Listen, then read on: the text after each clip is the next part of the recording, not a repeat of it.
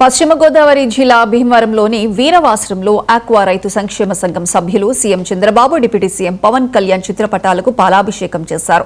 ఎన్నికల హామీ మేరకు ఆక్వా జోన్తో సంబంధం లేకుండా యూనిట్కు ₹50 విద్యుత్ సబ్సిడీ మంజూరు చేసినందుకు కృతజ్ఞతలు తెలిపారు. ఈ సందర్భంగా రైతులు thank you CM, thank you deputy CM అంటూ నినాదాలు చేశారు. ప్రభుత్వ నిర్ణయం ఆక్వా రైతులకు ఎంతో ఊరటనిస్తుందని రైతు సంఘం నాయకులు పేర్కొన్నారు.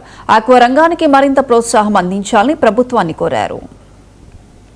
ఆదేశాల ప్రకారంగా సుమారుగా 12,500 కలెక్షన్లకి జోను నానా కోజోన్ సంబంధం లేకుండా రూపాయన్నరకి తక్షణ కరెంట్ అమలు పరచాలనేది ఆదేశాలు ఇవ్వడం జరిగింది. దానికి అనుగుణంగా ఈరోజు రైతులందరూ కూడా చంద్రబాబు నాయుడు గారికి, పవన్ కళ్యాణ్ గారికి పాలాభిషేకం చేయడం జరిగింది. అదే కాకుండా మేత ధరలు కూడా నియంత్రించాలనేది ఆదేశాలు ఇవ్వడం జరిగింది.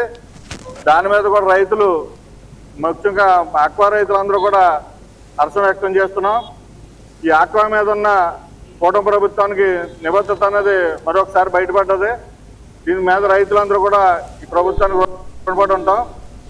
గత ప్రభుత్వం తీసేసిన 12,500 కలెక్షన్లో ఈ ప్రభుత్వం పునరుద్ధరించినందుకు కొమరంభీం, ఆసిఫాబాద్ జిల్లాలో వర్షాల కారణంగా గిరిజన గ్రామాల ప్రజలు తీవ్ర ఇబ్బందులు ఎదుర్కొంటున్నారు.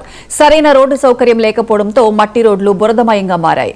దీంతో 108, 102 అంబులెన్స్ సేవలు గ్రామాలకు చేరడం కష్టంగా మారింది. ముఖ్యంగా గర్భిణీలు నెలవారీ వైద్య పరీక్షలు, స్కానింగ్ల కోసం ప్రాణాలు పణంగా పెట్టి ఆసుపత్రులకు చేరాల్సిన పరిస్థితి ఏర్పడింది.